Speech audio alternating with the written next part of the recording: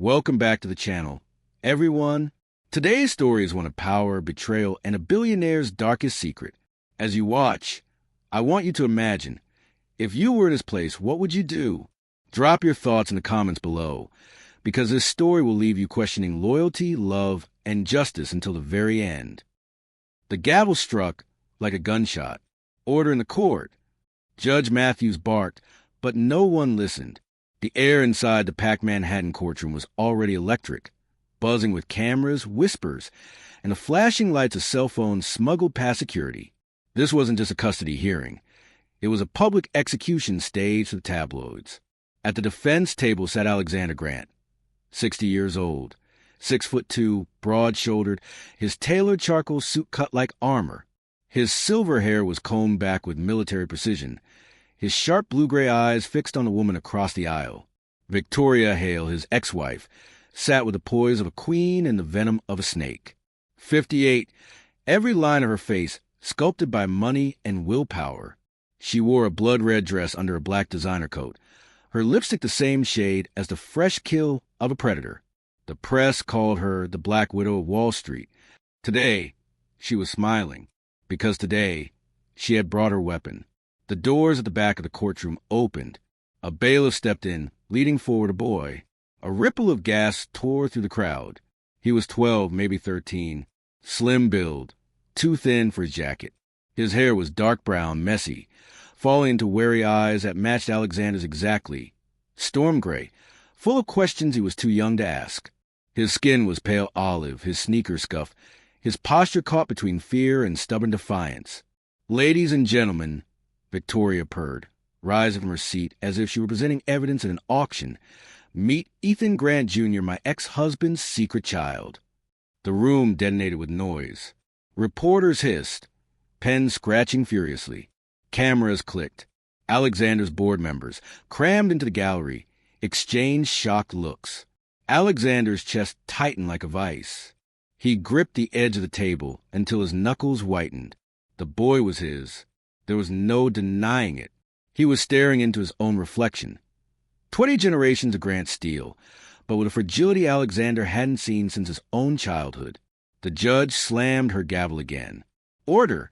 Victoria's attorney, a slick man in a $3,000 suit, strode forward. "Your Honor, this child has lived in obscurity, abandoned by his father, neglected financially and emotionally. We intend to prove Alexander Grant is unfit to be a parent, and that custody must be granted." "Enough." Alexander's voice cut through like a blade, deep, commanding. Heads turned. Reporters leaned in. Even the judge froze. He rose slowly, every inch of his height casting a shadow over the room. "You will not speak of him as if he were a pawn." Victoria laughed, sharp and cruel. "Pawn?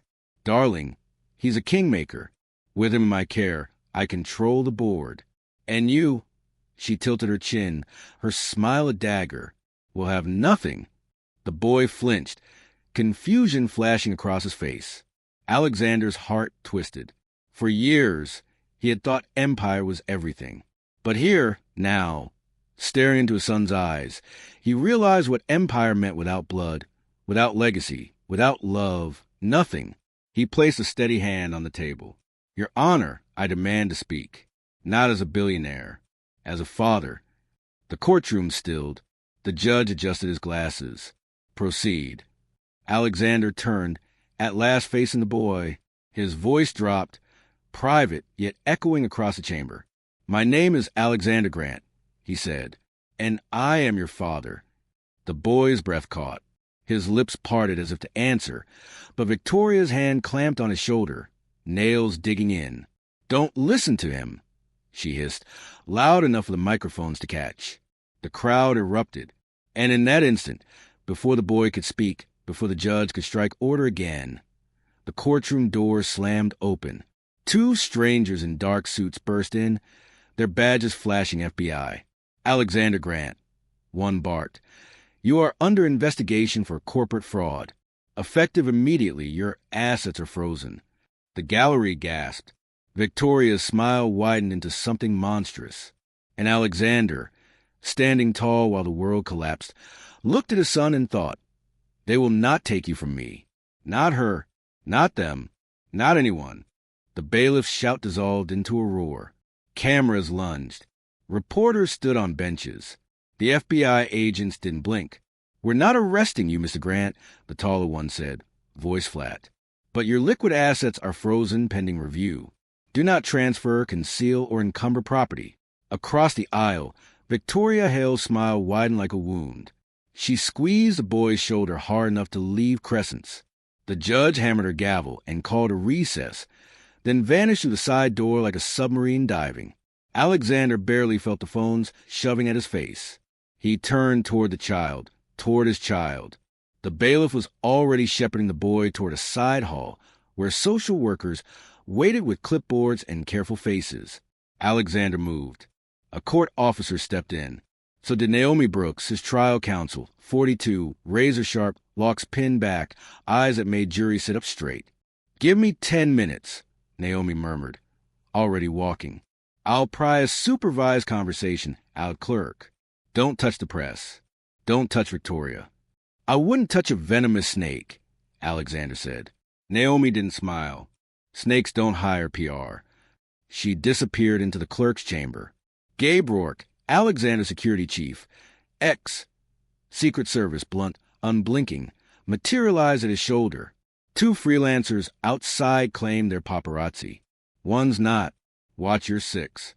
Alexander nodded once, eyes on the boy's retreating back. Ethan Jr. The name hit him like a memory he wasn't allowed to have. Victoria floated toward him on red heels. "Tough day, darling?" "Oh, careful. The Bureau doesn't like it when you bleed on their paperwork." He didn't look at her. "Take your hand off him." Her laugh was soft and poisonous. "You forfeited that right 12 years ago." "I didn't know." He let himself say it. The truth felt heavier than a lie. "Of course you didn't." Her eyes glittered. Maya was discreet. "I made sure of it." The word slid under his ribs. "What did you do to her?" "A beat." Then that thin, practiced smile. "I simply ensured her future didn't include you." Naomi reappeared. "Conference room B. 5 minutes. Supervised. Don't blow it." Alexander was already moving. The boy. Conference room B was a windowless box with a vending machine glow and a crooked portrait of a retired judge. A social worker hovered with a clipboard. The bailiff stood like a statue.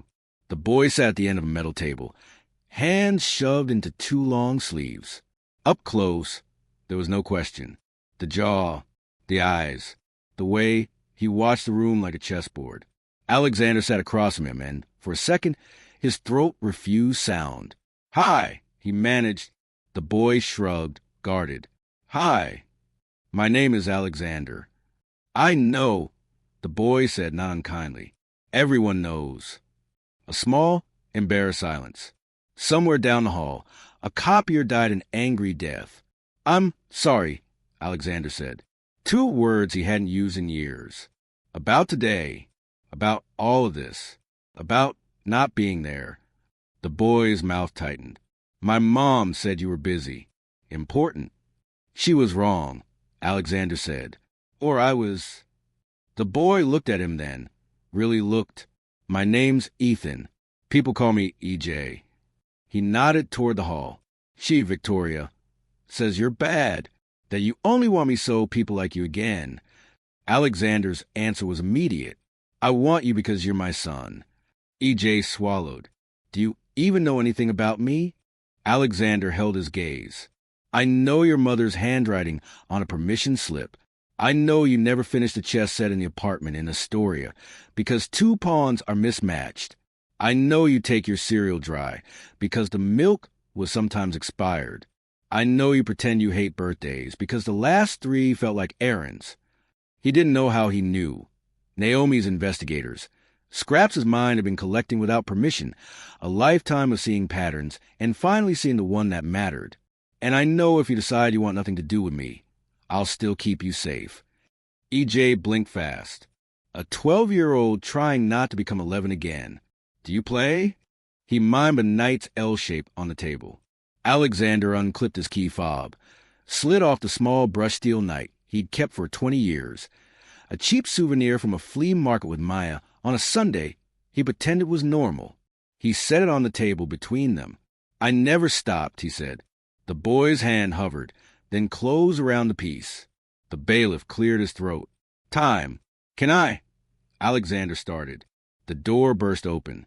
Victoria leaned in on a cloud of perfume and poison. Recess is over. Say goodbye to your photo op. E.J. flinched. The social worker stepped forward with a gentle voice that made Alexander want to throw chairs. We're going to transition you back now, Ethan. The boy stood, knife clenched in his fist. He looked back once at Alexander, as if memorizing. I'll see you soon, Alexander said. He wasn't asking permission. Victoria's smile clicked into place. Only if the court allows it, dear. The freeze. 40 minutes later, Alexander stood in a stone corridor with Naomi, Gabe, and a spreadsheet of his life bleeding red. Personal accounts frozen, Naomi said. Corporate treasuries are intact for now, but any move that smells like shielding will light the bureau on fire. We can fund legal through the firm's trust. Security. Gabe's jaw worked. My people stay on. If payroll jams, I work on IOUs. But we have movement. He flicked a photo, grainy telephoto, a black SUV loitering outside EJ's Ants building in Astoria. Not press. Recon. Alexander's hand fisted. Victoria, or someone who rents from the same dark places, Gabe said. Naomi's phone buzzed. She read, swore quietly. Victoria just filed an emergency petition to bar you from contact and to appoint herself as temporary guardian. She's leveraging the FBI freeze to paint you unstable, dangerous, and financially unpredictable. She doesn't want custody, Alexander said. She wants leverage. Naomi nodded, which is why we file our emergency motion. Tonight, verify paternity test on the record. Petition for a guardian ad litem. Temporary restraining order, prohibiting removal of the child from New York State. We also ask for supervised visitation with a neutral monitor that isn't one of Victoria's country club friends. She'll spin it, Alexander said. She'll try, Naomi said, but judges like kids who aren't cross state lines at midnight. Do it. Alexander's voice left no room. Naomi was already typing. And Alexander, if there's anything in your past that can be weaponized, I need it now, not when it's trending. Everything in my past can be weaponized, he said. Start with Maya. Find out precisely how Victoria ensured her future didn't include me. Naomi looked up. You think? I think Victoria doesn't make idle threats. If she paid, pressured, or poisoned, I need proof. Gabe's earpiece chirped. He listened, face turned to rock. We've got movement at the side exit. Victoria's team is pulling EJ early. No escort, no CPS. They're heading for a private garage. File your motion from the car, Alexander told Naomi. Gabe, bring the convoy. Naomi grabbed her bag. Do not touch Victoria, she said again. Let the order do the touching. Alexander was already moving. The garage. The courthouse garage reeked of damp concrete and burnt rubber. The fluorescent lights hummed. A line of sedans idled like docile animals. At the far end, a black Escalade's taillights blinked awake. A woman in a navy suit hustled EJ toward the rear door, one of Victoria's assistants, the kind whose smile didn't reach her eyes. EJ clutched a steel knight in one hand. The other arm yanked too hard. Ethan! Alexander's voice carried, shocked the air. The assistant didn't look back. She shoved the boy toward the open door. The driver glanced over his shoulder, calculating whether a misdemeanor was worth his job. Gabe stepped out of shadow, badge of his own past life flashing, just long enough to trigger a reflex. Whitmore security. Vehicle hold. Court order pending. Pending isn't issued, the driver said, bravely or stupidly. Naomi's voice crackled on speaker in Alexander's pocket. Signed, stamped, e-filed. TRO granted. Read it to them. Alexander didn't read. He walked. Under a temporary restraining order issued by Judge Matthews, he said, any removal of Ethan James Reyes Grant from Manhattan County without his father's consent is prohibited pending hearing. Violators are subject to arrest. The assistant exhaled a brittle laugh. You can't enforce that here. A second voice drifted from the Escalade's opposite door, cold as a January elevator. Watch him. Victoria stepped out, immaculate, unruffled, the queen inspecting peasants. Alexander, you really must stop making scenes. It's undignified. You're violating a court order, he said. She blinked, unbothered. Court orders are suggestions dressed in black. EJ tried to twist free. Victoria's assistant's grip hardened. Ow! Alexander's control snapped like a violin string. He closed the distance, slower than violence, faster than law. Let go of him, he said low. Or what? Victoria's mouth curved. Naomi's voice in his pocket was a steel cable. Alexander, hold the line. He did, by inches, by teeth. He lifted his phone, hit speaker, let Judge Matthews' electronic stamp glare from the screen. Officer, he called, eyes never leaving Victoria. A uniformed the far column looked up, saw the screen, saw the Escalade, saw the boy, and did the math. Ma'am, release the child, he called, hand at his radio. For a fragile heartbeat, nothing moved. Then Victoria's smile cracked just enough to show the truth under it. She nodded to her assistant, like tossing a scrap to a dog. The hand opened. EJ stumbled toward Alexander. He caught the boy and felt something inside him anchor for the first time all day. Victoria's eyes were fire behind ice. This isn't over, she said softly. It is for tonight, Alexander said. And tomorrow we start ending the rest. She stepped back into the Escalade, door whispering shut like a promise. The SUV glided away. EJ's fingers dug into the fabric of Alexander's coat.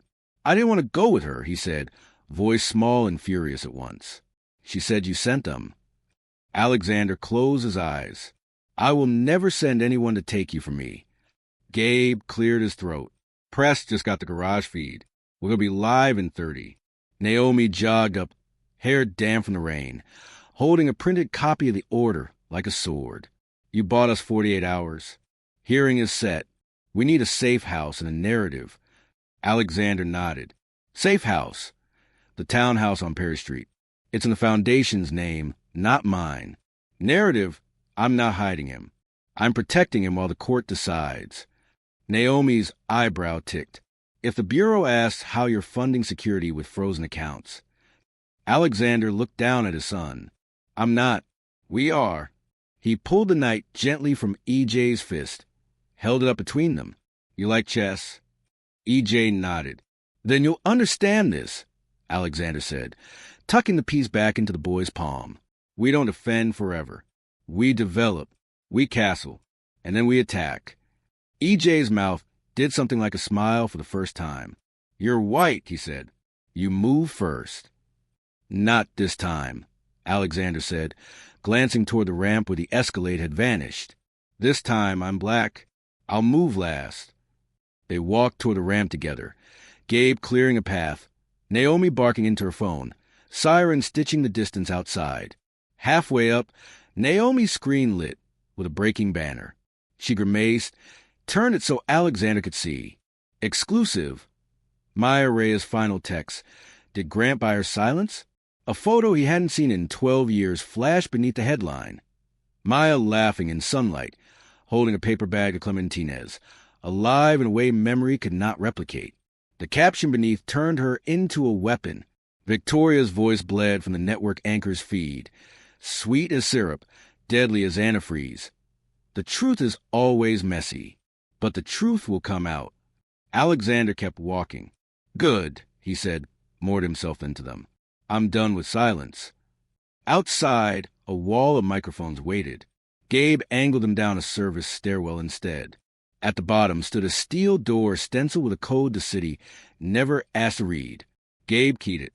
The door hissed open to a narrow alley where rain made neon puddles. Alexander put his hand on EJ's shoulder. Perry Street, he said to Gabe. Then we go find the truth about Maya.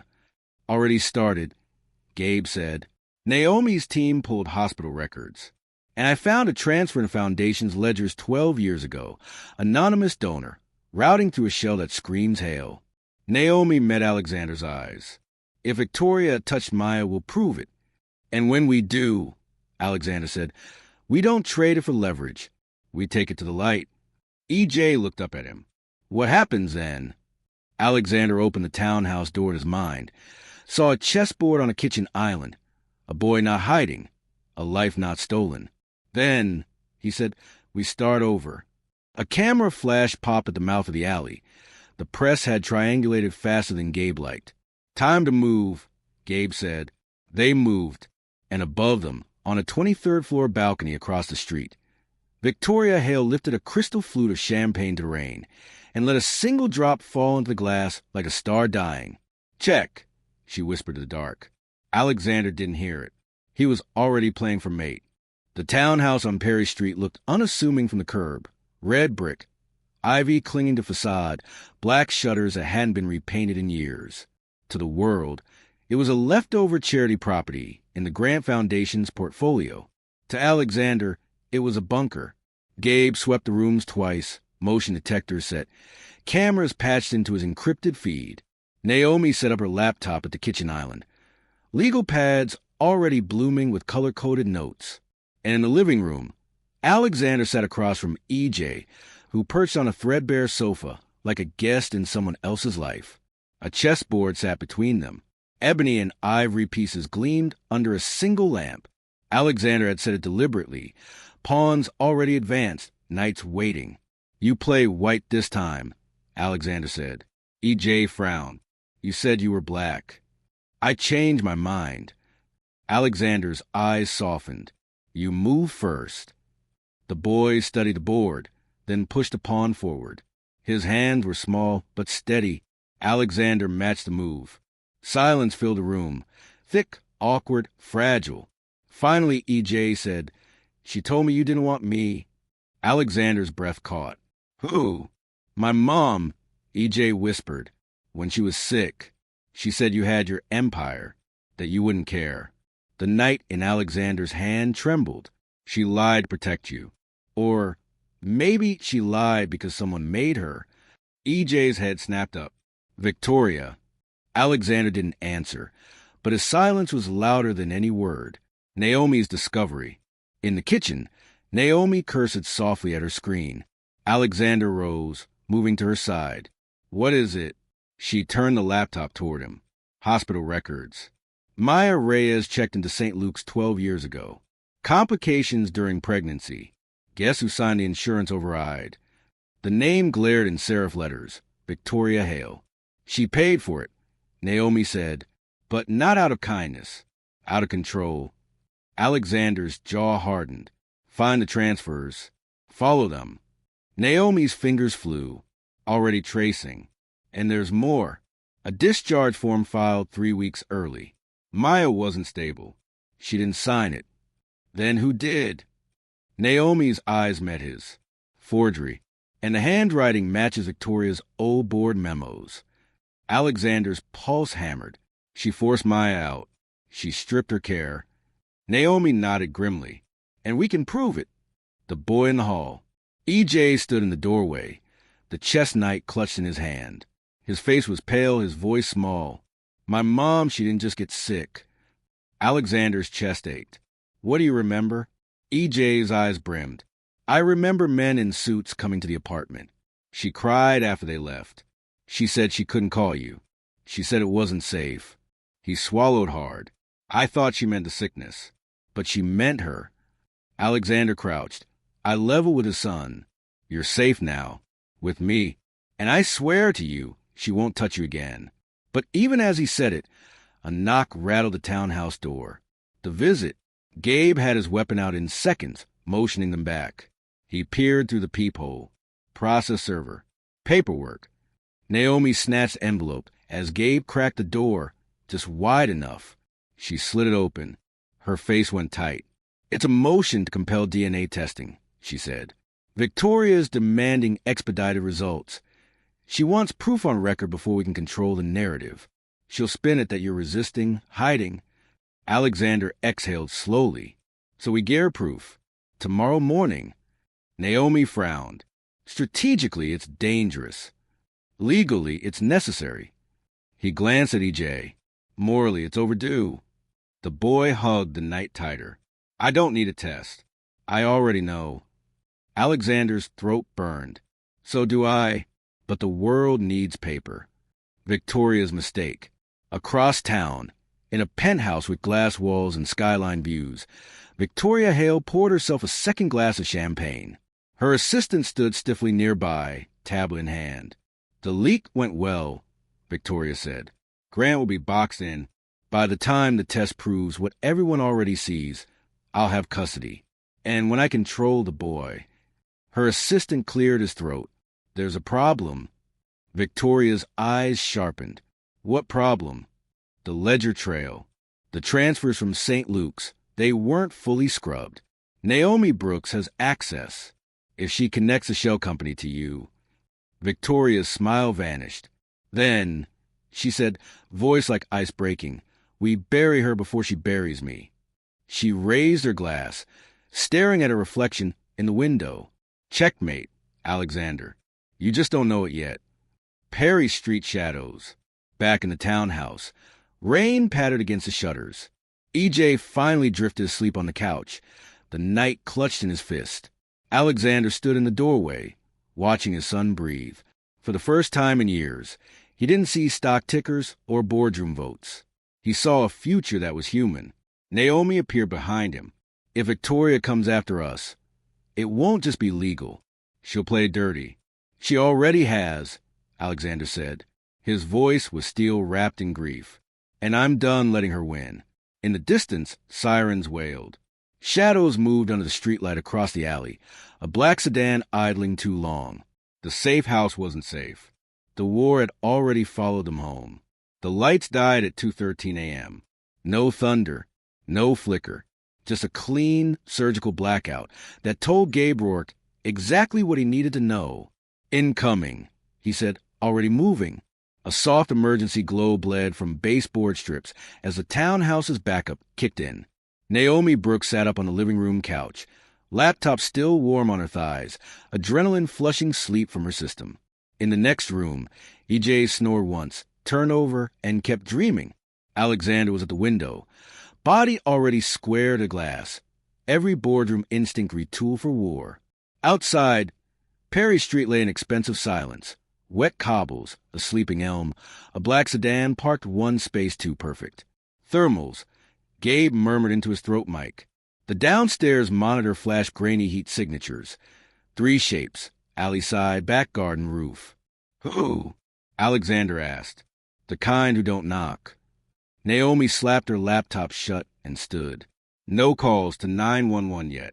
We don't let Victoria paint this as a domestic disturbance. We control the narrative, or she will. Control the boy, Alexander said, already moving toward EJ's room. Gabe pressed a hand to his earpiece. Garden cam just went blind. Laser cut. We're live. The safe room. EJ woke to a hand on his shoulder, and the kind of voice you don't argue with. Up, Alexander said softly. Shoes on. What? We're playing the quiet version of chess. It starts with castling. EJ's eyes cleared. He sat up fast, feet finding his sneakers, fingers searching the blanket until they found the small steel knight. He slipped it into his hoodie pocket, like a secret. Alexander led him down the hall, pressed his palm to a panel that looked like molding. A bookcase hissed, then unlatched with a muted click, revealing a narrow steel door. Inside, he said. EJ hesitated. You? I'm right here. Naomi swept him behind them, jaw set, a flashlight wedged between her shoulder and cheek as she scrolled through hospital ledger screenshots one-handed. 2 signatures, identical downstrokes, for years apart, she muttered. Forged. I can practically hear the gavel. Metal sounded downstairs. Not a crash, worse. The patient imbalance of someone who knew how to make a door forget it had locks. Gabe ghosted past in a low crouch, pistol high and tight. Roof team on the skylight, he murmured. Garden team at the kitchen door. Alley team, unknown. Alexander met his eyes. Keep them out. I know how, Gabe said. By me 90 seconds. Take 100, Alexander said, and shut the steel door. It locked with the sound of a decision. The first breach. They came through the kitchen. Always the kitchen. The magnet plate on the French doors blew with a call for compressed air, and the glass gave up without drama. 3 figures in charcoal jackets and soft-soled boots slipped inside, goggles up, faces covered. Professional, efficient, unafraid. They fanned out exactly like men who'd rehearsed, one hugging the island, one pivoting to the mudroom, one sweeping the hallway toward the living room. Gabe let the first pass him, stepped into the second's lane, and introduced a forearm to a trachea. The man folded in a dry cough, pistol clattering on old oak. The third spun, weapon rising, and a porcelain lamp exploded next his ear. Naomi stood in the doorway, lamp base in hand, eyes feral. Counselor. Gabe grunted, ducking as a third shooter fired wide into the ceiling. Stay alive, Naomi said.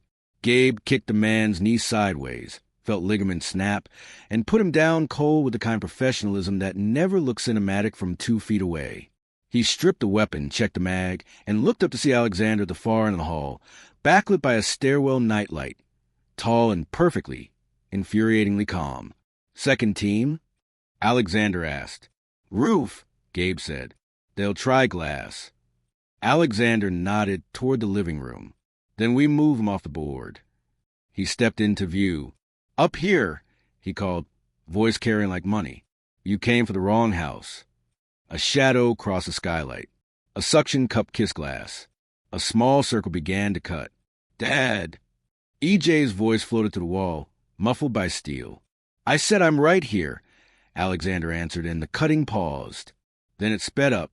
The skylight. The first intruder dropped like a spider on a silk line, boots finding the coffee table with a quiet thud. He turned, scanning, a silhouette against glass and moon. That was his mistake.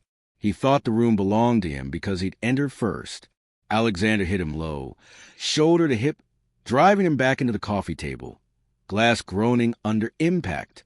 The man recovered fast, elbows slicing back, catching Alexander's ribs. Alexander absorbed it, learned it, gave it back as a palm heel under the jaw that cracked teeth. The second intruder's boots hit a heartbeat later. He saw the fight, pivoted, raised the weapon, and Gabe's round took the skylight rope instead. The intruder dropped the last 6 feet uncontrolled and ate the floor, weapon skittering under a chair. 2 down, Gabe said. 3 at their dumb. As if on cue, a third shadow hesitated at the cut circle, reconsidered his profession, and scrambled back into the night. Wise! Naomi said, breathless, lamp shards at her feet. Something hissed. A canister rolled from the kitchen threshold and knocked against a baseboard. Gas! Gabe barked. He booted it back into the kitchen. It knocked, bounced, and burped a weak cloud. EJ's voice came again, thin but steady through the safe room wall. We're okay. Alexander stood over the first intruder, chest heaving, suit jacket torn, silence a blade in his hand. He kicked a pistol toward Gabe, without taking his eyes off the man on the floor. Who sent you? He asked. The man smiled up through blood. Process server. Gabe crouched, stripped the phone from the man's pocket. Thumb power. The lock screen flashed a notification banner before he killed the radio. Hail, status? Gabe held it up. Naomi's mouth curved into something that wasn't a smile. Chain of custody will be a party, but I can already hear discovery. Alexander looked down at the man again. Tell your employer something. The man's grin widened. She doesn't take messages. Then take this one back, Alexander said. She's not the only one who knows how to end a game. He stepped back. Gabe? Gabe nodded. We tie them up and call it burglary. Anonymous tip. No names. Let the NYPD write a very boring report that becomes very interesting when a certain judge reads it tomorrow. And the roof? Naomi asked. Gabe tilted his head, listening to the kind of silence that means you won a round, not the match. Gone. The smoking gun. When the uniforms finally took the bodies away, statement collected, hands shaken, polite warnings issued about the neighborhood, the townhouse felt like a stage after a play about knives. Naomi reopened her laptop. While you were auditioning for Die Hard, I found something. She turned the screen. St. Luke's. Internal access log scrolled in black and white. Every time a chart is accessed, the system logs a credential. Look at this. She pointed to a timestamp the night of Maya's discharge, 3:11 a.m. Vail-admin at hartwellfund.org. Alexander leaned in.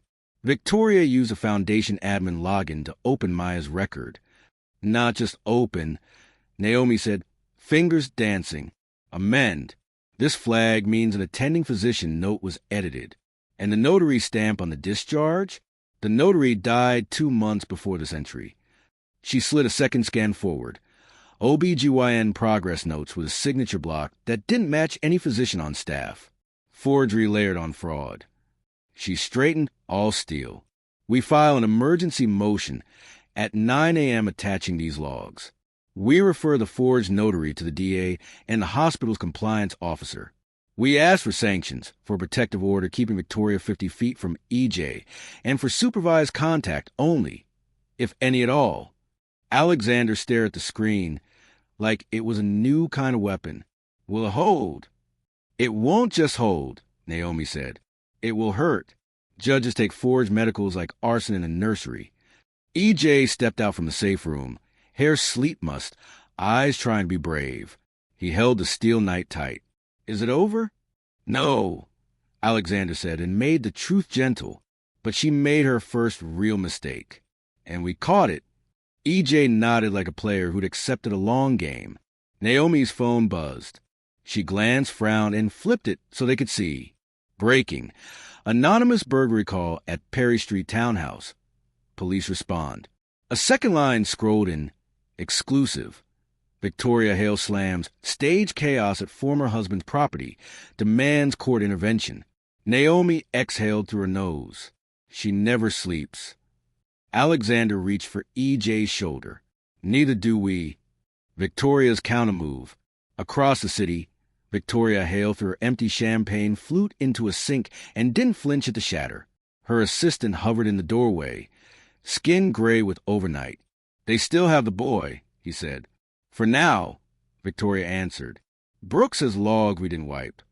For now, Victoria repeated, and turned to the city beyond the glass. Make the hospital problem disappear. Find me the compliance officer's mortgage. Find me their kid's school. People are policies. And the break-in? She watched her reflection harden. Spin it. He staged it. He's reckless. He's dangerous. He's using the boy to hold on to power. The assistant hesitated. And if the court believes him instead? Victoria's lips thinned almost imperceptibly. Then we remind them who pays for their campaigns. She turned away from the window, already done with the view. Also, send flowers to Judge Matthews' chambers. White lilies. A card. Thinking of the burdens you carry. The assistant swallowed. Of course. And schedule the wellness check. Victoria added lightly.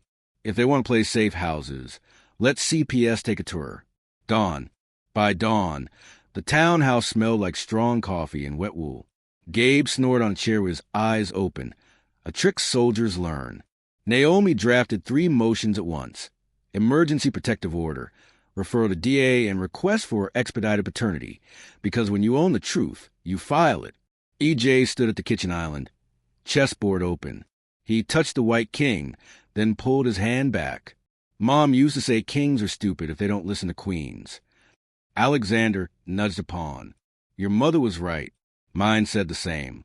And she never forgave me for marrying mine. EJ smirked despite himself. The mean one, Alexander said. They played in quiet. After a few moves, EJ frowned at the board, then up at Alexander.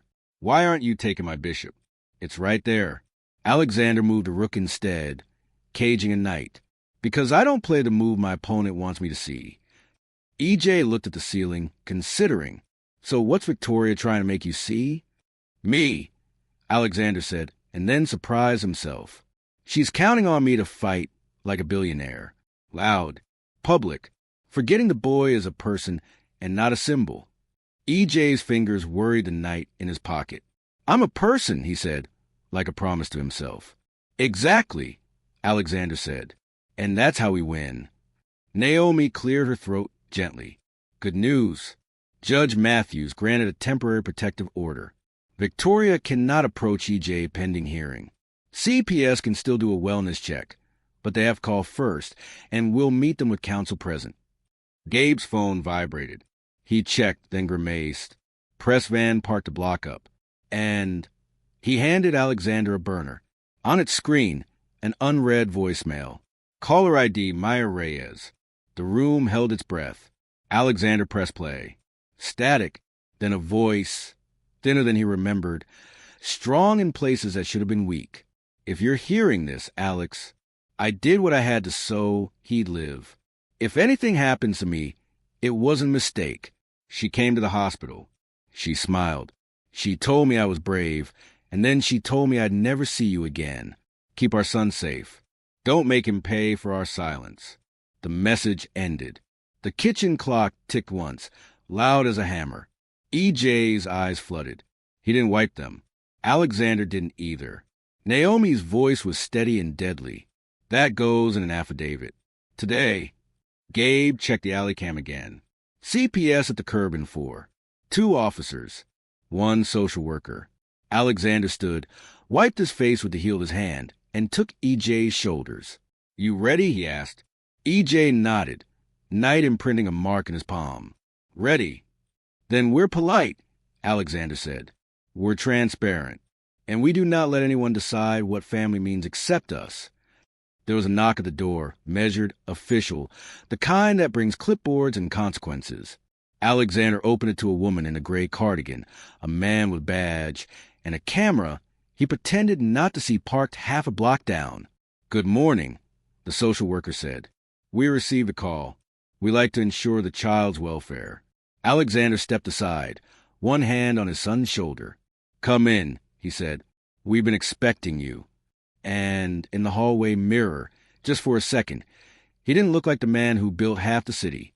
He looked like the man who might finally deserve the other half. The knock that echoed. The Perry Street townhouse door stood open, the gray cardigan social worker stepping in with professional calm. Behind her, a uniformed officer kept his arms loose at his sides, eyes scanning like a man trained to notice what homeowners hope he won't. I'm Ms. Keller, the social worker said. We're here to confirm the child is safe and the environment is appropriate.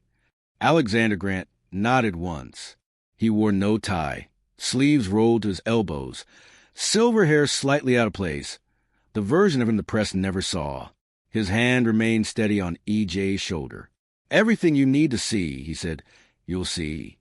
Naomi Brooks hovered nearby, tablet in hand, her smile polite but edged with teeth.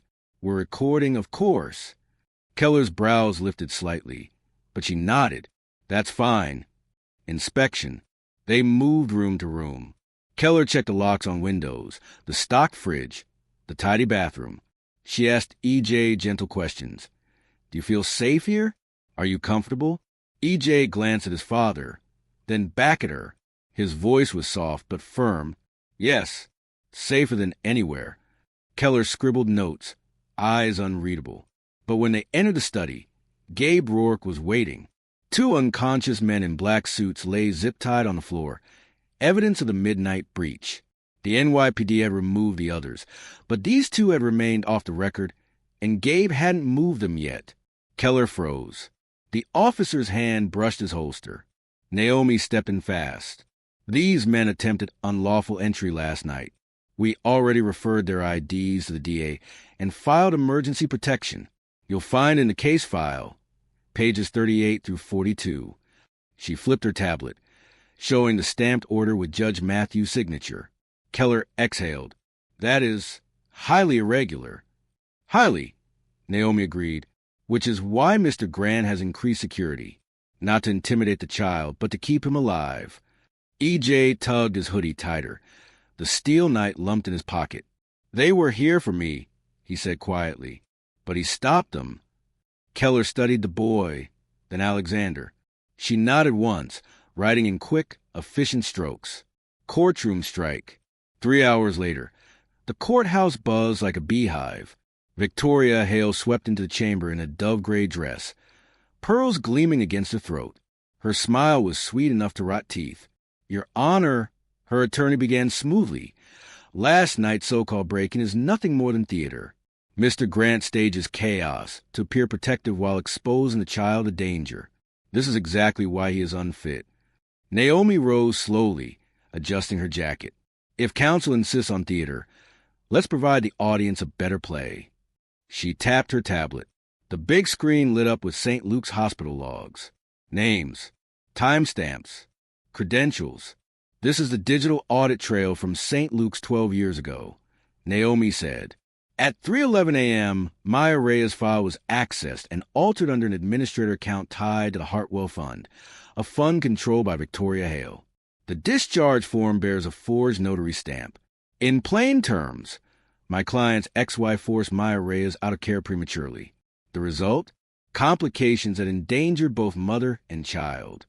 Gasps swept the gallery. Victoria's jaw tightened, but she didn't flinch. Her attorney stammered, objection. Overruled, the judge snapped, eyes hard. Proceed. Naomi's voice sharpened. This isn't about custody. This is about a pattern of manipulation, financial, medical, and personal. And it proves that Victoria Hale is not protecting Ethan Jr. She is hunting him. The room boiled. Reporters scribbled. The judge leaned back, steepling his fingers. Mrs. Hale, he said slowly, you'll provide a written response by close of business. In the meantime, the protective order stands. Victoria's smile returned, smaller, sharper. Of course, Your Honor. But her eyes burned holes in Alexander across the aisle. The fracture. After the hearing, Alexander stepped into the marble hall. Cameras blinding. Naomi shielded EJ as microphones lunged. Gabe shoved a path through. One man didn't follow Victoria out of the courtroom.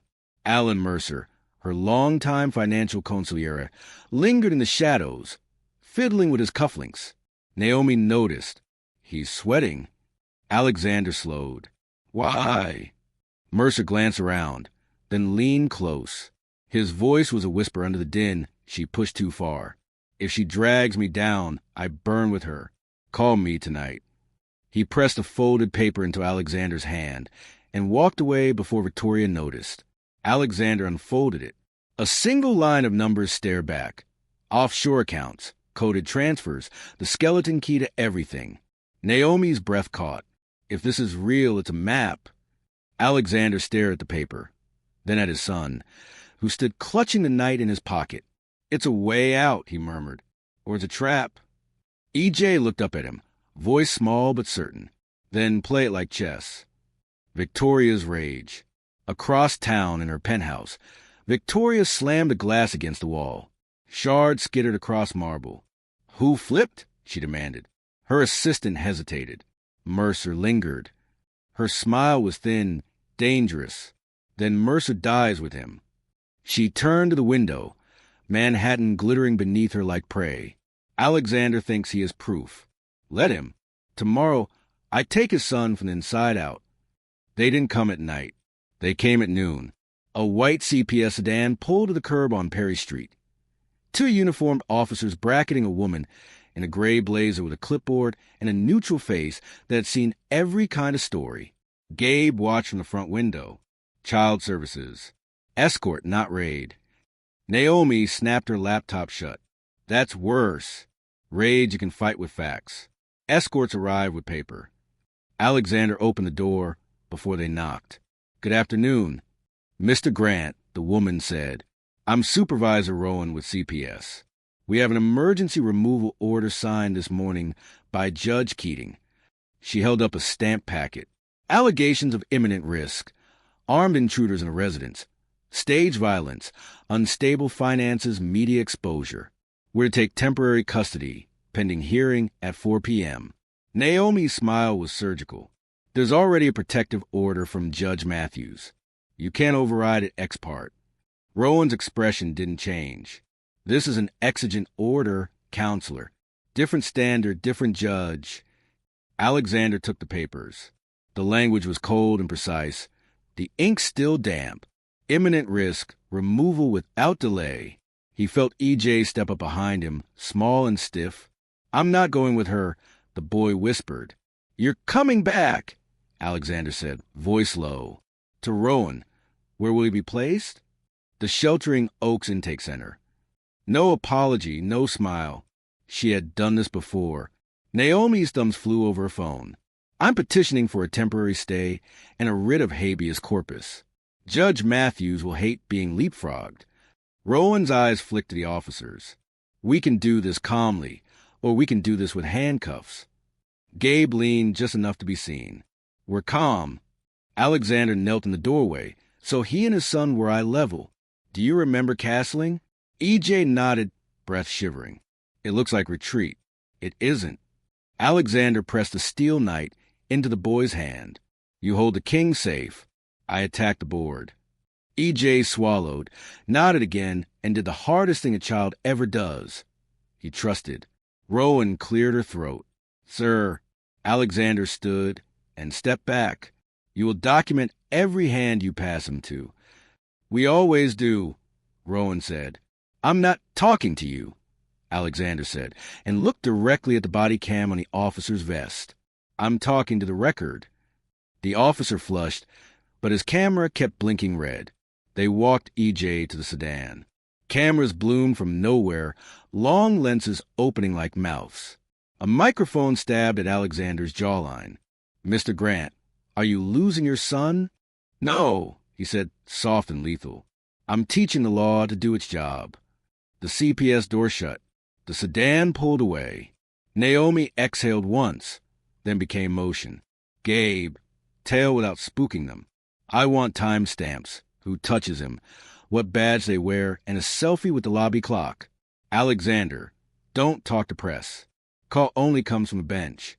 Alexander stared at the empty curb, a heartbeat longer than a man with his reputation was allowed. Then he nodded. Let's move. The garage Benedict. They met Alan Mercer 2 levels beneath a midtown office tower, where the lighting made old gum look like topography. He looked smaller away from marble, tie loosened, cufflinks gone, sweat at his hairline. I only have 5 minutes, he said. Then I pretend we never met. Pretend fast, Naomi said. Mercer handed over a thin envelope. Inside, account numbers, wire confirmations, a donor list for a charitable shell, Families First NYC, and a memo headed Placement Partnerships, Confidential. In the margin, a neat note, Rowan. See attached talking points. Naomi skimmed, eyes sharpening. This shell routes to the Hartwell Fund, Victoria's Playground, donations to a CPS-adjacent nonprofit, which trains supervisors on exigent language for removal petitions. She tapped the memo. Rowan didn't write those words. She read them. She'll say it's best practices, Mercer said. But the intake center? Sheltering Oaks. Board seats overlap with one of Victoria's private foundations. They get paid per bed. Gabe's voice crackled over Naomi's phone, confirming. Oaks lobby at 12:52. EJ checked by guard number 17. Badge reads Argus Risk. Private contractor, not city. Cameras everywhere. I'm on the mezzanine. Naomi looked up. Private security at a public intake? That'll sing in court. Mercer wiped his palms on his slacks. I'm not a good man, he said to Alexander without looking at him. I just don't want to be a dead one. You'll be a useful one, Alexander said, if you stay alive. Mercer flinched at something only he heard. You think you're playing her. You're not. She's playing the room around you. Don't go to the front door at 4 o'clock. She planted a camera inside your temper. He started away, then hesitated. There's a second petition in Siggett's court, sealed. Preneed guardianship with Maya's forged signature. If she wins it, family court is theater. He was gone before their rage could organize. Naomi breathed out. 2 courts, 1 queen. She spun. We split. I'll hit Siggett's now with an emergency motion to unseal and quash. You go to Oaks, calm, cooperative, and quiet as a bomb. Alexander nodded. Gabe.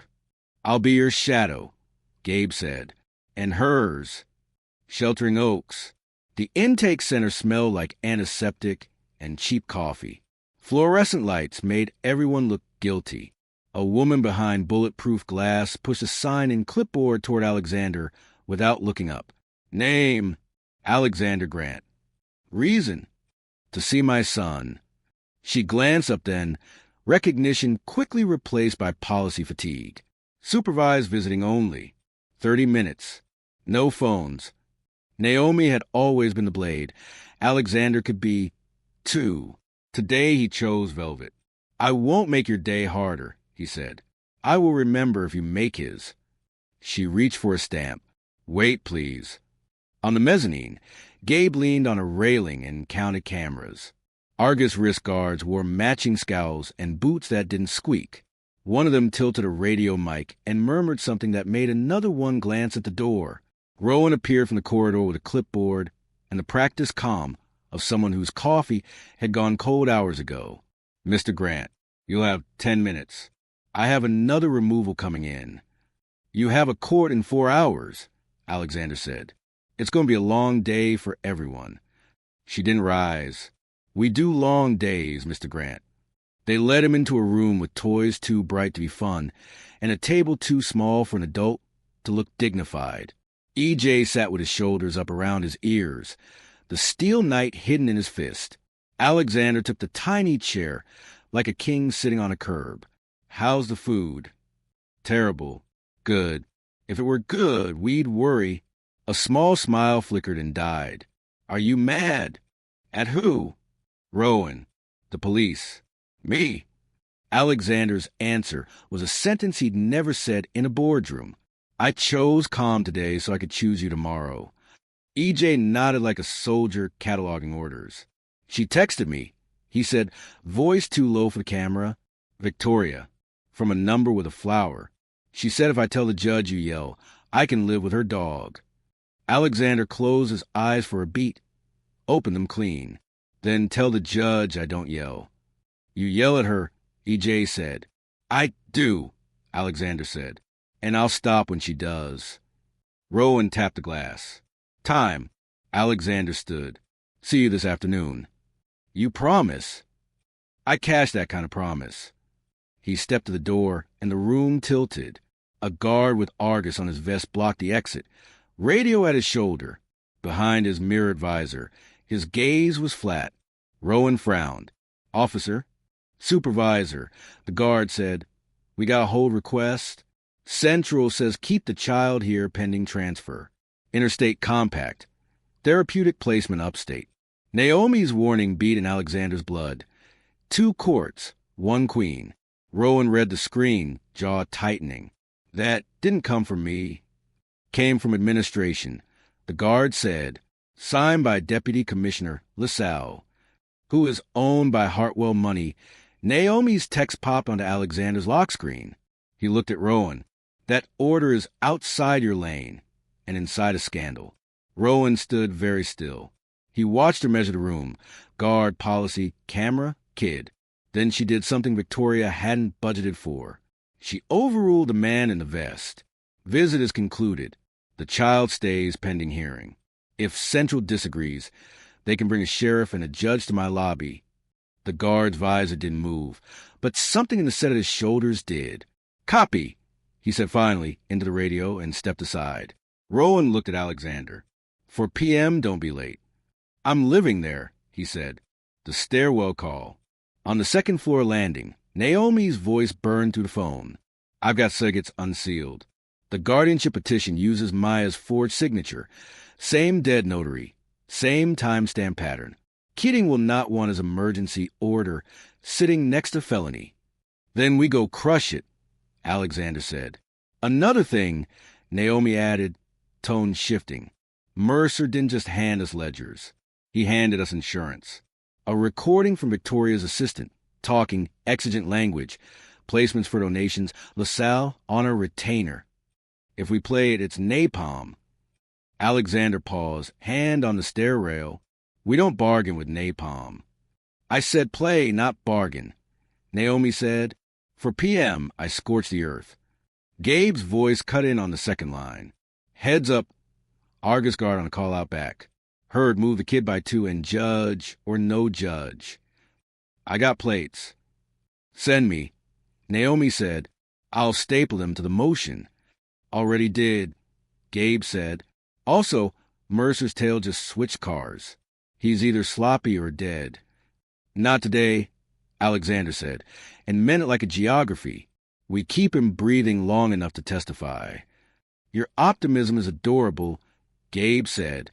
Go be cynical somewhere useful, Alexander said, and hung up with affection he'd earned. 4 o'clock. Outside the courthouse. The press was atide. When Alexander stepped from the car, microphones surged. His name rose like a weather report. He looked briefly, deliberately, into one camera. I will comply with the law, he said, and I will insist the law be lawful.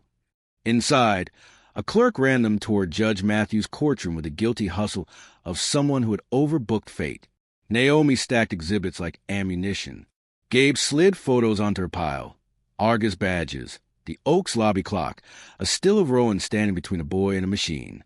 Across the aisle, Victoria Hale took her seat like a coronation. Pearls, dove gray, smile like frost on glass. She caught Alexander's eye and let her lips shape a sentence without sound. How does it feel to lose him twice? He gave her nothing. The judge entered. Everyone rose. Silence settled, the kind with oxygen in it. Counsel. Judge Matthews said, I understand there are developments. Naomi rose, and the room learned what developments could do. Cliff. They didn't reach the end of Naomi's first sentence before Alexander's phone lit with a message from Alan Mercer. No preamble, no courtesy, just a screen full of panic. Stop the hearing. She filed a parallel order in Albany through LaSalle, ICPC Fast Track. They're moving EJ at 2:30 to a therapeutic school owned by Hartwell under another name. The driver is Argus. Plate 3JX 914. You have 20 minutes. Alexander lifted his eyes to Naomi. She saw the color drain, caught the paper, and didn't miss a beat. Your Honor, she said, voice like a siren in a storm. Before anything else, I move for an emergency stay on any transfer of the minor out of Manhattan by CPS or any contracted private security, and I can prove the attempted end run in real time. The judge's gaze sharpened. Prove it. Naomi hit play on her tablet. The speakers filled with a voice recorded in a cubicle that thought it was safe. Use the exigent template. Keating signs anything before lunch. Get Oaks to hold. LaSalle will bless the move. And tell Argus we pay net 15. Victoria's smile didn't move, but her eyes did. Outside, somewhere between a building that made money and a building that made law, a van door slid shut. Check, Victoria whispered to no one. Not yet, Alexander thought, standing to his full height as the courtroom leaned toward the sound of its own heartbeat. Not while I'm on the board. The courtroom bomb. Naomi Brooks didn't raise her voice. She didn't have to. The recording spoke for her. Use the exigent template. Keating signs anything before lunch. Get Oaks to hold. LaSalle will bless the move. And tell Argus we pay net 15. The words crackled through the courtroom speakers. Gasps broke the silence. Reporters scrambled. Even Judge Matthews' pen froze mid-note. Naomi let it breathe, then clicked again. Mercer's voice came next, weary and terrified. You don't get it. Victoria owns the pipeline. Kids and money out. EJ's just a crown jewel. Victoria Hale sat very still, her lips in thin smile, but her knuckles whitened around her pen. Naomi set her tablet down like a sword. Your Honor, that is corruption layered on fraud. That is a child being trafficked through paperwork. And that is why we demand an immediate injunction preventing any transfer of Ethan Reyes grant outside this jurisdiction, pending full investigation. The judge's face was granite. Granted. She slammed the gavel. CPS and any contractors are hereby enjoined. Officers of this court, you will secure the child now. Naomi exhaled once, then looked at the empty seat beside her. Alexander wasn't there. The chase. Because Alexander Grant didn't wait for gavels. He waited for his son. Gabe Rourke drove like he'd been paid by destiny, the black SUV slicing through midtown traffic. Alexander gripped the dash, eyes on the Argus van 3 blocks ahead. White, nondescript, but he would have known it blindfolded. Plates match, Gabe barked. 3JX 914. Passengers on a calm driver's got the build of an ex-Marine who hates overtime. Ite. Alexander asked. They clear the bridge in 6, Gabe said. Once they're in Albany jurisdiction, we lose leverage. Alexander's jaw clenched. Then we don't let them cross. The block. Naomi's text came through, crisp and surgical. Order granted. NYPD en route. Stall at all costs. Gabe flicked his blinker, cut across 2 lanes, and gunned forward. Horns erupted. The Argus van swerved but didn't stop. Alexander yanked open a glove box, found a flare gun Gabe kept for worse nights, and cracked the window. Tell me this is legal. Gabe muttered. It's paternal, Alexander said, and fired. The flare screeched into the asphalt 20 feet ahead, bursting scarlet and smoke. Cars braked hard. The van swerved again, clipped a taxi, and skidded toward the curb. Gabe rammed. Metal screamed. The van fishtailed, smashed into a hydrant and stopped. Water geysered into the street. The snatch. The side door of the van slammed open. An Argus guard jumped down, weapon half raised. Gabe tackled him before his finger reached the trigger. Alexander wrenched the door wider. Inside, EJ sat strapped to a bench, wide-eyed but unbroken. The steel knife clutched like a blade. Dad. Alexander's hands shook as he cut the straps. You're safe. You promised, EJ whispered. And I don't break promises, Alexander said, hauling him into his arms. Another guard lunged from the front. Alexander turned, shielding his son. But NYPD sirens split the air, cruisers boxing the van and officers flooding the scene. Hands where we can see them, cops roared. The guards froze. Naomi's voice buzzed in Alexander's ear from Gabe's comm. Tell the officers to check the injunction file. Page 1. I stapled it to their system. They'll know you're lawful. Alexander met the sergeant's glare. Judge Matthews. Emergency injunction. Check your system. The sergeant tapped his radio, nodded sharply. Confirmed. The kid stays. EJ buried his face in his father's shoulder. For the first time in weeks, Alexander let himself close his eyes. Victoria's fury. Across town, Victoria Hale hurled her phone against glass. It shattered, spidering cracks across a window worth more than most houses. Her assistant stammered. Ma'am, the van police intercepted. I know, Victoria hissed. I can hear it on every channel. Her pearls gleamed under the city's reflection. He thinks he won a skirmish. But this isn't chess anymore. She smiled, cruel and certain. This is war. Morning firestorm. By 7 a.m., every national morning show was carrying the same B-roll.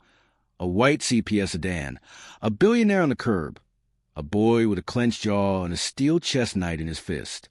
Lower third screamed, Billionaire versus ex-wife. Who protects a child? CPS van intercepted. Court freezes transfer. Then came Victoria Hale, dove gray, flawless, composed, live from a tasteful studio. Her voice was gentle enough to sand glass. I support child services, she said. I fear for Ethan's stability around a father who stages chaos for sympathy. Clips splicing, flare smoke, a hydrant geyser. Alexander pulling open the van door. Out of context, it looked like vigilante theater. In context, it was the only reason EJ hadn't vanished upstate. Naomi muted the screen. We're not winning a morning talk show, she said. We're winning court. Alexander stood at the Perry Street window, coffee untouched. We can do both, he said, but his eyes were on his son at the kitchen island, arranging pawns into small stone walls. Gabe popped in from a hallway. LaSalle took personal leave at 6:12, he said. Translation. Someone smelled smoke in the deputy commissioner's office. Good, Naomi said. Let's add a fire. Chambers. At 10:30. Judge Matthews called a Lincoln hearing. Private. In Chambers, no cameras, just the judge, the child, and a court reporter who knew how to turn breath into stenography. EJ sat on the leather chair opposite the bench, legs not quite reaching the floor. He didn't look at the recorder.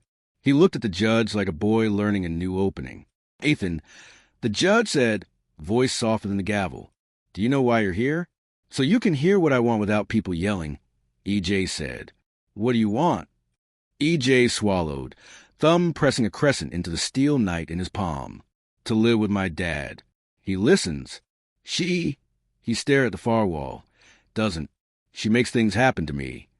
The judge's pen hovered. Has Mrs. Hale contacted you directly? E.J. nodded. From a number with a flower. She said, tell them he yells and you can live with my dog. She sent a picture. He pulled a phone from his pocket. Old, scuffed, the kind handed out by intake centers, and slid across.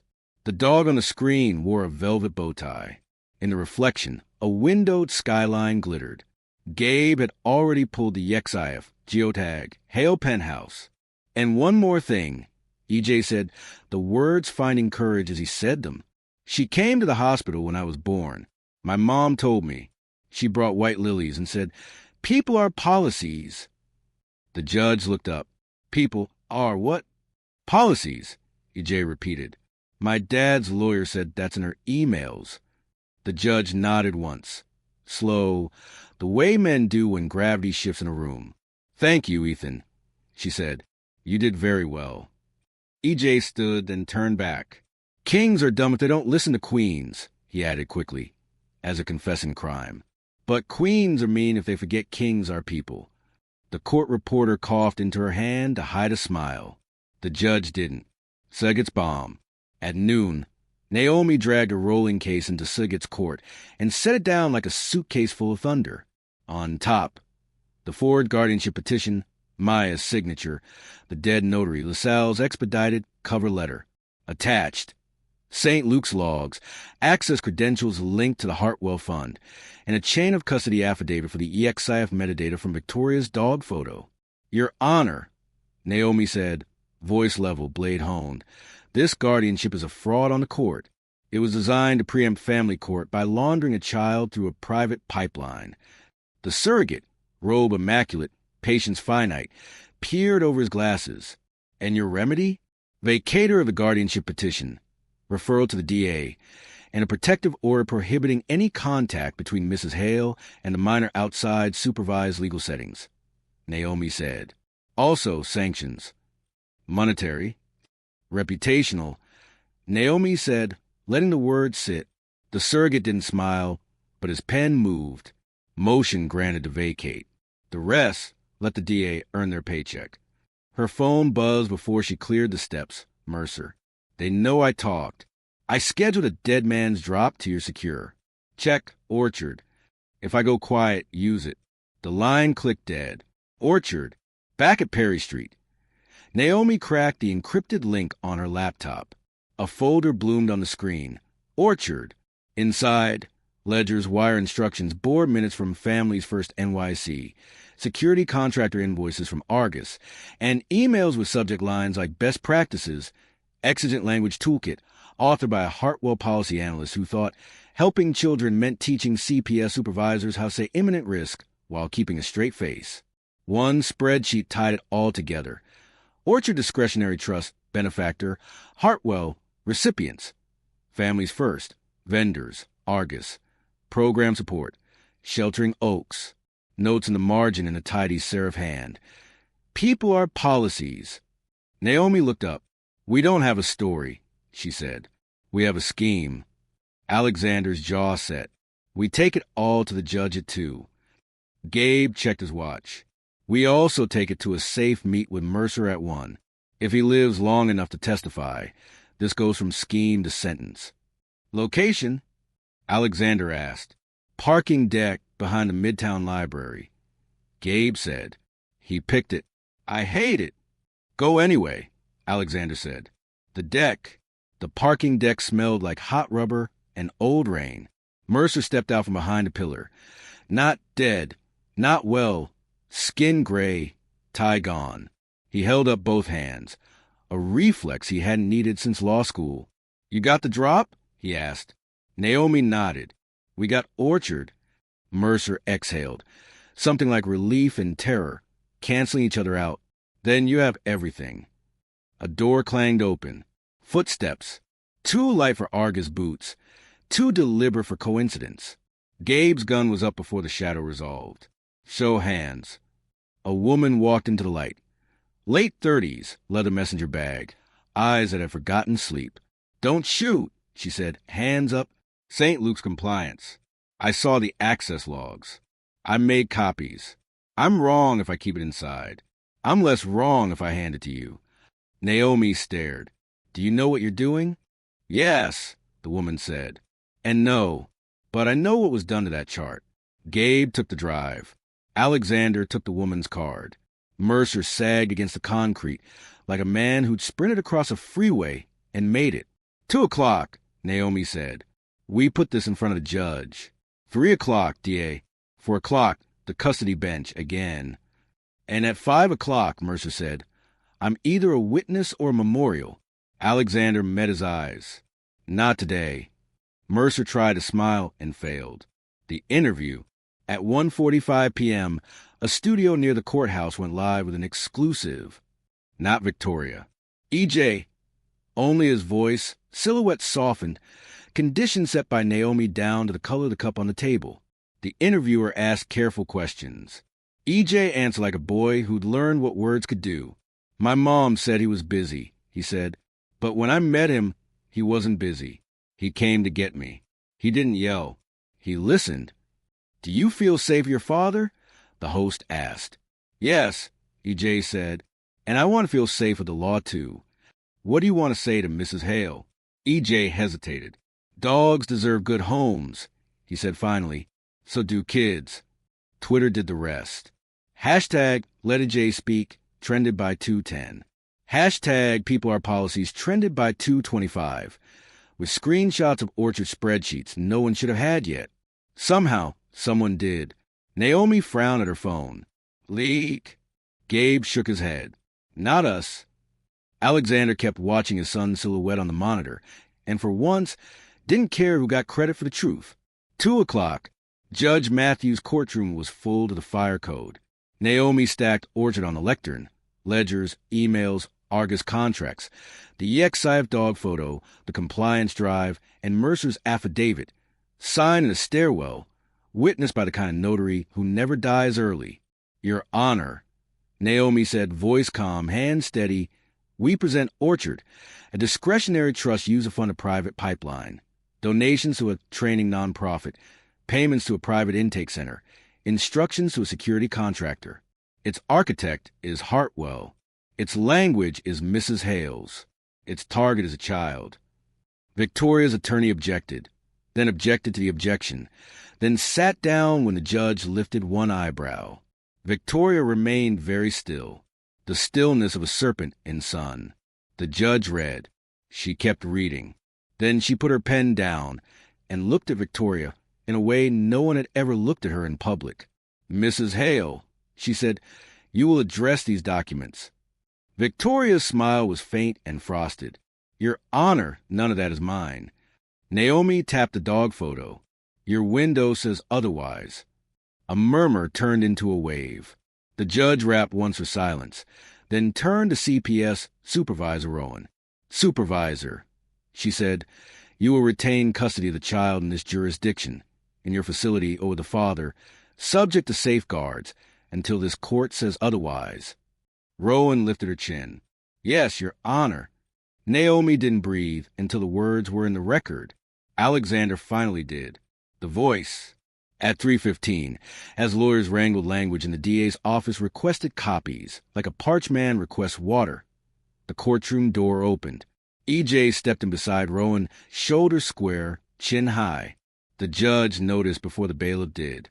Ethan, she said gently, we've already spoken today. I know, EJ said. His voice carried, somehow gentle and unyielding at once. But you didn't get to hear me here. The judge hesitated. Family court rarely allows theater. Then again, this wasn't theater. It was history catching up to itself. You may speak, she said. EJ swallowed. Adults say kids don't know things. But we do. We know when we're safe and when we're a story. I'm not a story. I'm a person.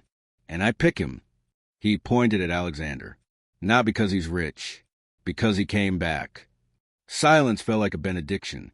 Victoria looked at the boy like he'd broken a rule no one had told him existed. Naomi wiped one eye with the back of her wrist like she was adjusting a bracelet. Gabe stared fixedly at a sprinkler head. The judge cleared her throat. Thank you, Ethan. She turned to counsel. The court will recess for 30 minutes. When we return, we will issue an interim order. Gavel. Wood. Oxygen. Cliff.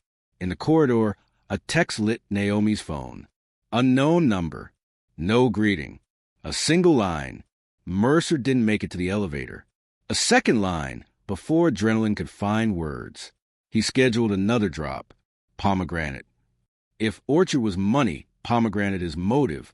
Naomi looked up at Alexander, then at EJ between them, then down the hall where Victoria's pearls moved the crowd like a small, cold moon.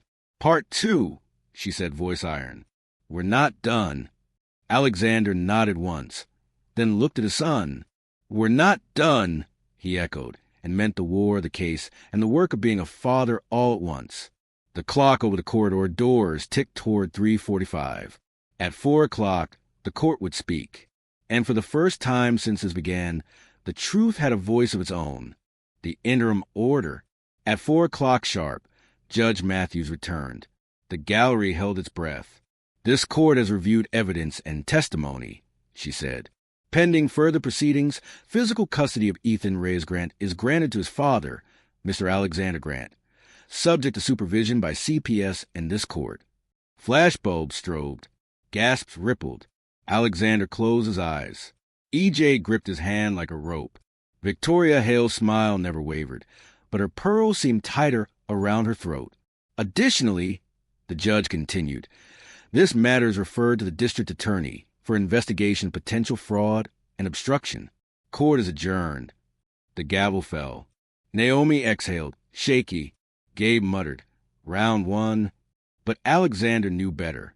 Wars weren't won in a single round. The drop called pomegranate. 2 hours later, in a locked office above a shuttered law library, Naomi decrypted Mercer's second package.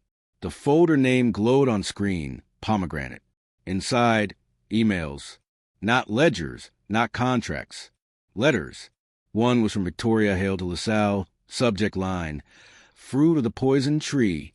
You deliver me the boy, and I deliver you Hartwell money enough to build your own kingdom. But this is personal. The child is not a ward. He is a weapon. Alexander humiliated me, and I will make his bloodline my leash. Another was worse. A private diary entry from Maya, scanned and uploaded somehow. She came to the hospital again. White lilies. She leaned down to my bed and whispered, you'll never see him again, but I will. I thought she meant Alexander. She meant Ethan. Naomi closed her eyes. Motive. Clean. Documented. Gabe leaned against the wall. Day eats this for breakfast. LaSalle's toast. Alexander stared at the screen, jaw clenched. She didn't just want me broken. She wanted him erased. EJ, sitting in the corner with his chessboard, looked up, then you don't let her move. Alexander nodded slowly. No, we move first. The boardroom coup. The next morning, while the DA's office scrambled subpoenas and Naomi drafted a blistering motion, Alexander walked into Grant Technologies' headquarters. The lobby was full of reporters. The boardroom was worse. Half the directors whispered behind folders.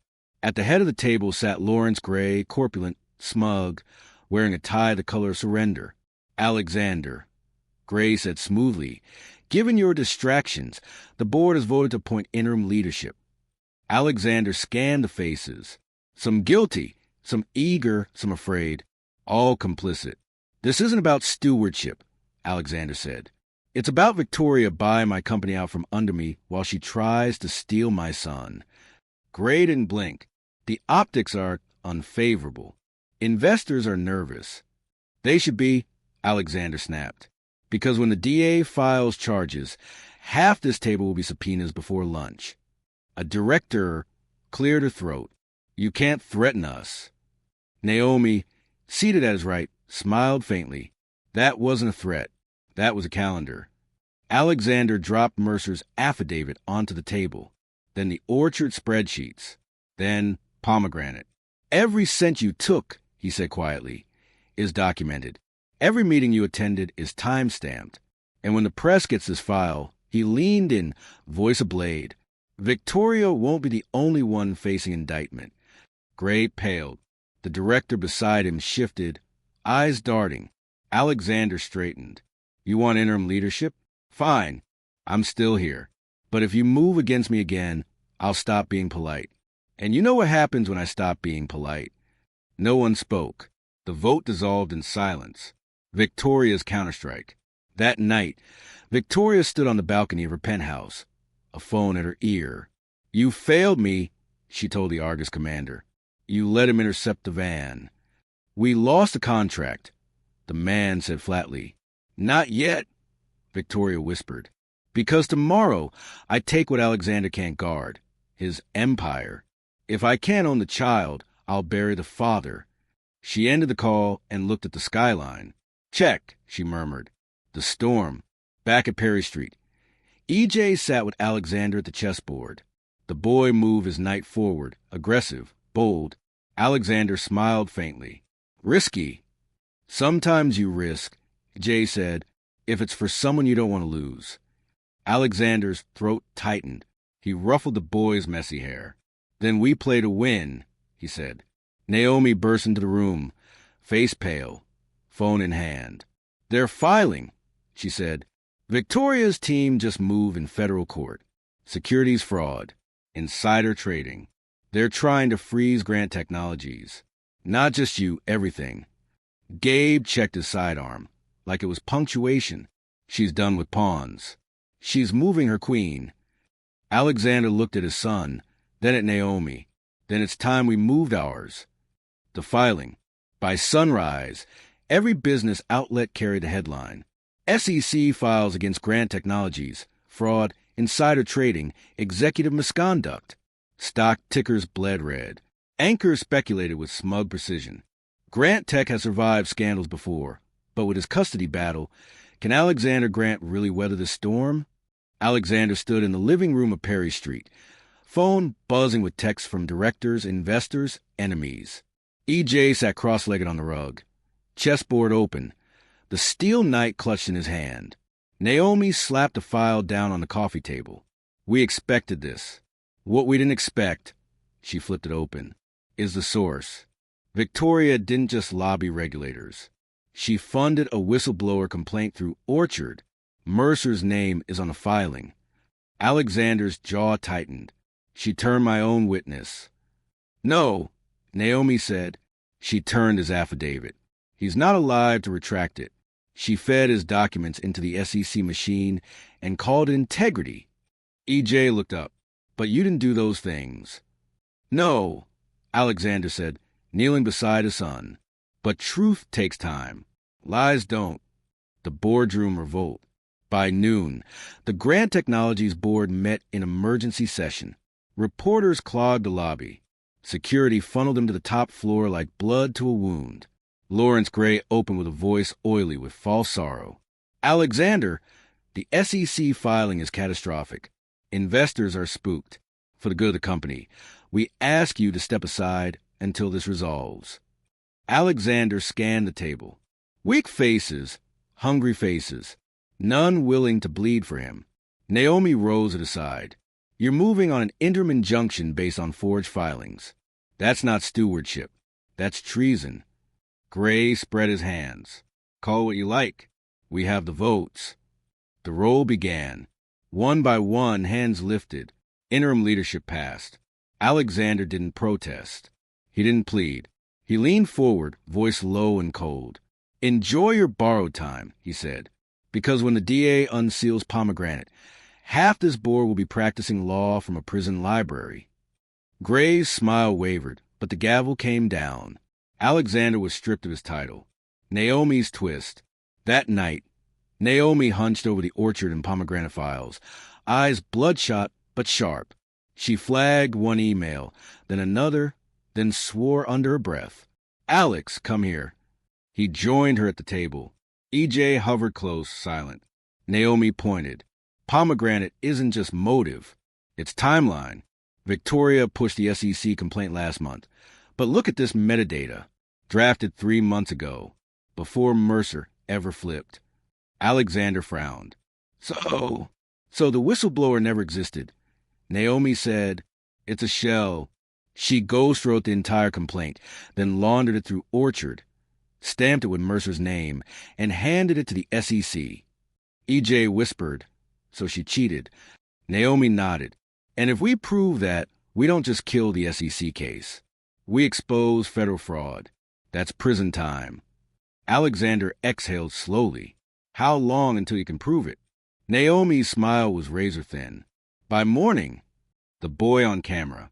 But Victoria moved faster. At 8 p.m., a primetime special aired. Victoria Hale in soft lighting, speaking about the dangers of unchecked wealth. Then, footage of E.J. Graney clipped from the CPS van. Him saying, "I don't want to go with her." Spun by narration into a child confused, torn, and manipulated by his billionaire father. Alexander shut the TV off with a snap. E.J.'s face burned red. "She made me sound weak." Alexander crouched, gripping his son's shoulders. "You weren't weak. You told the truth, and we'll make them hear whole." Naomi's phone buzzed. A blocked number. She answered, listened, face going pale. She hung up. That was Mercer's widow. She says he left one more drive. Not Orchard, not Pomegranate. Something worse. "What's it called?" Alexander asked. Naomi's voice was barely a whisper. "Grapefruit." The breaking point. At midnight, Alexander stood on the townhouse balcony. City lights flickering below. Gabe joined him, silent for a while. "You look like a man deciding if he should burn it all," Gabe said finally. Alexander's jaw clenched. "She's coming for my name, my son, my company. What's left to burn?" "Yourself," Gabe said. "Don't." Inside, E.J. slept curled on the couch. The night clutched like a lifeline. Naomi typed furiously, her lamp the only light. Alexander looked up at the skyline, where somewhere in a tower of glass, Victoria Hale was probably raising a glass of her own. "You said check," he murmured in the night. "You forgot what happens after." The drive. The courier arrived at dawn. A woman in a navy parka, eyes red, hands trembling. She pressed a small flash drive into Naomi's palm. "He said if anything happened," she whispered, "to give you this." He called it grapefruit. He said it was the fruit you don't eat unless you're ready to choke. Then she was gone, swallowed by morning traffic. Naomi slid the drive into her laptop, the screen filled with folders. Inside, recordings, board calls, hospital memos, emails Victoria thought she had buried in fire, and one video. Alexander leaned in. Naomi clicked play. Maya Reyes. Her hair was damp, her face pale, the hospital clock behind her blinking 3:12 a.m. "If anyone finds this," Maya whispered. Victoria came again. "She told me Alex would never know. She said she was taking the baby's future. If I disappeared, it wasn't sickness. It was her." The file ended in static.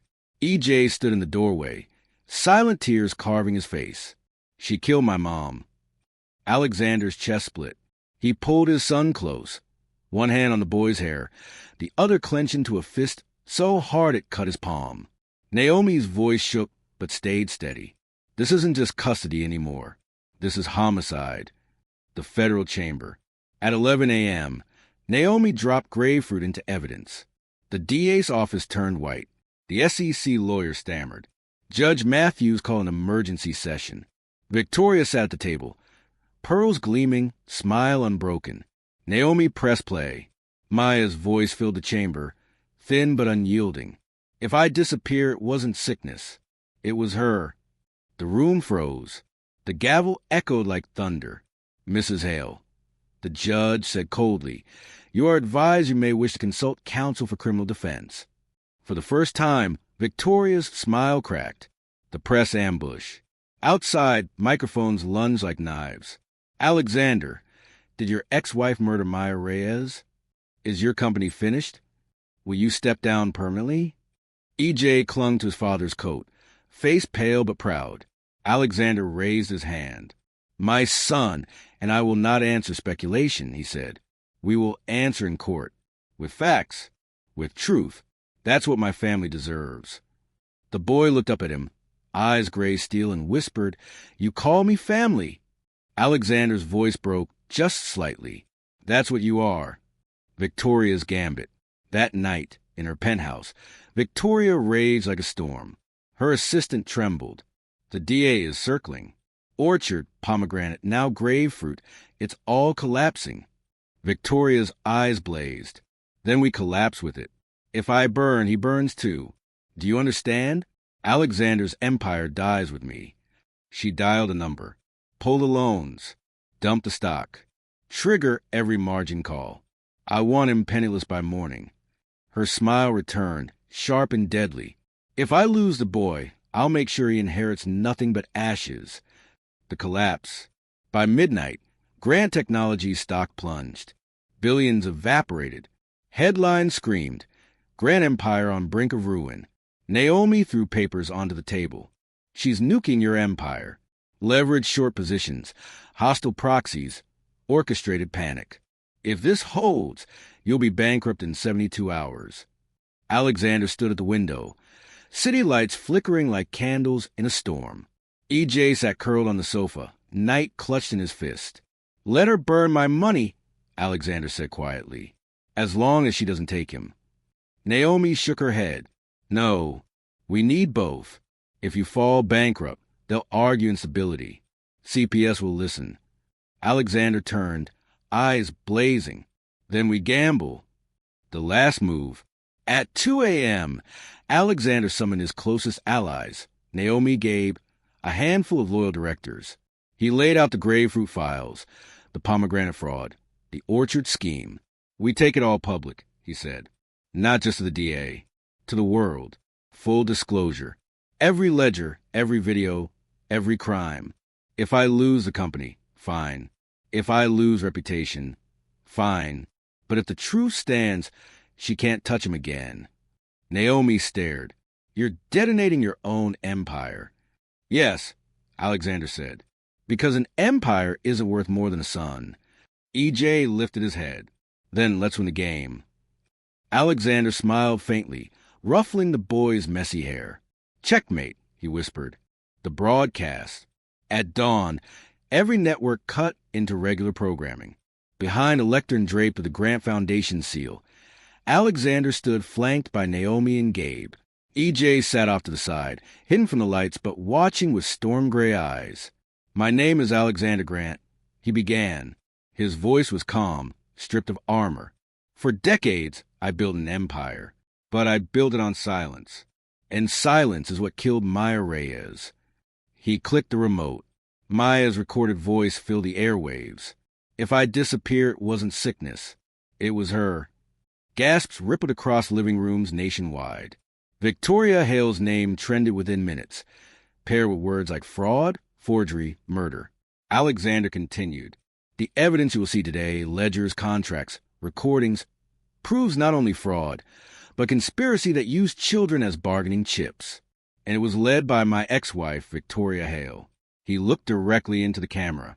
"I would rather burn everything I built than let her take my son." The collapse.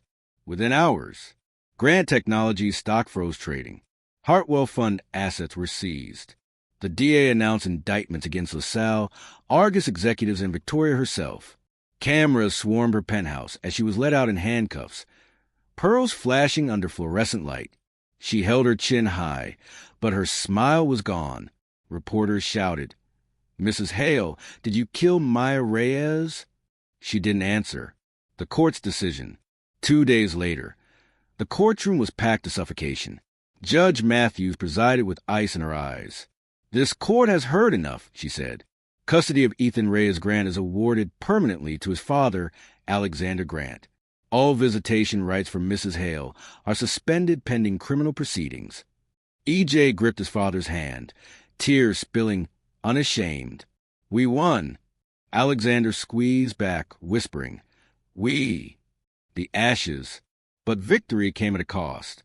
Grant Technologies crumbled. The board scattered. Fortune magazine splashed his downfall as savagely as they once praised him. Reporters camped outside Perry Street, asking if he regretted it all. One evening, EJ asked softly, "Are we poor now?" Alexander smiled faintly. Not yet, but even if we were, he tapped the steel knight in EJ's hand. This is worth more than every stock I ever owned. The hope. Weeks later, they stood together at Maya's grave. Fresh flowers lay across the stone. EJ placed the knight beside them. She'd be proud, Alexander said. EJ looked up. She'd be proud of you, too. Alexander's throat tightened. Maybe, but I'll spend the rest of my life trying to deserve both of you. The boy leaned into him, small shoulders against broad. For the first time, Alexander didn't see empire or scandal. He saw family.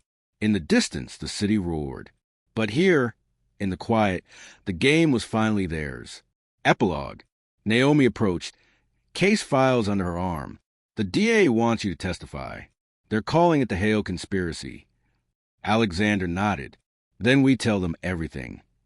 EJ grinned, fierce. Checkmate. Alexander laughed softly, ruffling his son's messy hair. Checkmate. And for once, the word didn't mean an ending. It meant a beginning.